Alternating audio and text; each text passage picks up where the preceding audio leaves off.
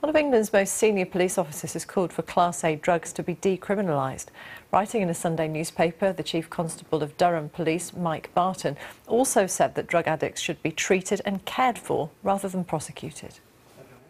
While the existence and consumption of drugs cannot be eradicated, the war on drugs can, according to Durham Chief Constable Mike Barton.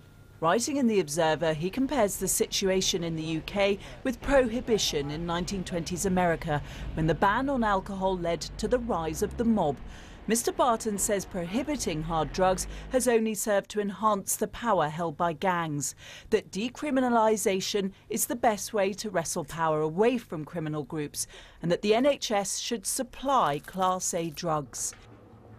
He says if an addict were able to access drugs via the NHS or some similar organisation, then they would not have to go out and buy illegal drugs. Drugs should be controlled. They should not, of course, be freely available.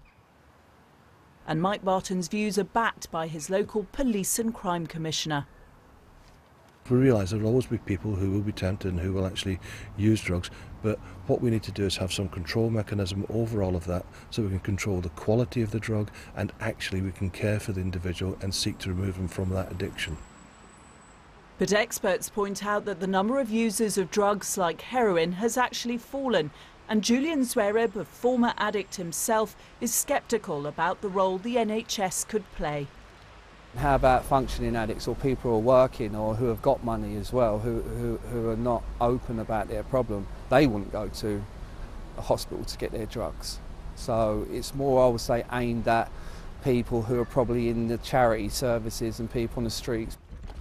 The Chief Constable's calls follow others, both in Britain and around the world, who say that the war on drugs is being lost. Louisa Baldini, BBC News. Well, with me now is Anne Fordham, Executive Director at the International Drug Policy Consortium. Thank you very much for coming in. How can we have a situation where the government, which is meant to keep us safe and out of harm, allows us access to very, very harmful Class A drugs? I don't think that's what's being proposed by Mike Barton or indeed anyone who's calling for decriminalisation. I think that by removing criminal sanctions for drug use, we are actually taking a more responsible approach to drug use in society, because we should be treating drug use as a health problem rather than a criminal justice one. How will hospitals cope then? They don't want people turning up to get their fix, do they? Well, it doesn't really work like that. I mean, essentially, if you remove criminal sanctions for drug use, the idea is that people who have serious problems with drug dependence would be more willing to go to medical professionals without fear of arrest or stigma and discrimination, being labelled as criminals, to either get drug treatment or healthcare services for their drug dependence. What about people who regard themselves as functioning addicts, those people who've managed to keep down a job but do choose to use these quite dangerous drugs? They're not going to want that made public, are they? Well, I agree, and I don't think that should be, they should not be forced to make their drug use public, but nor should they be branded criminals. I mean, we should be focusing our healthcare resources and on people who most need them, but also our criminal justice resources on the most harmful elements of the drug market. And that's not people who choose to use drugs, but it's people who choose to sell drugs. It's also organised criminal groups who are actually trying to push drugs onto the market. And if we focus just on the consumer end of the market, we're wasting resources, because actually those people are not the real problem. Alcohol and smoking, tobacco, they're both legal activities, and yet they cause huge amounts of problems in terms of health, social issues, and it costs the NHS a fortune. Aren't we just going to add to that burden?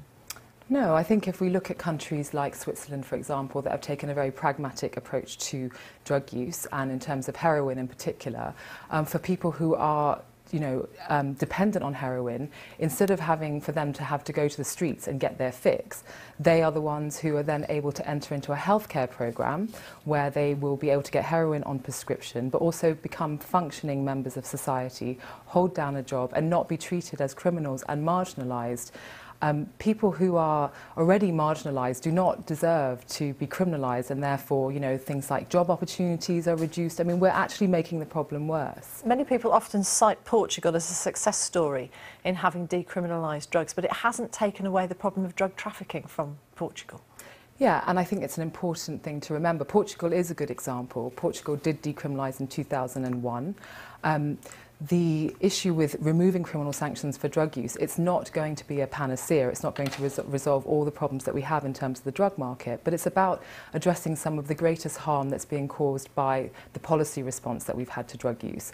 So in Portugal, there's been some success in terms of reduced HIV infection rates for people who inject drugs. Also, level of drug use hasn't reduced overall in Portugal, but what they have seen is the levels of problematic drug use reducing because people are more able to come forward and access health care if they feel they need it for their drug dependence. Anne Fordham from the International Drug Policy Consortium, thank you very much. Thank you.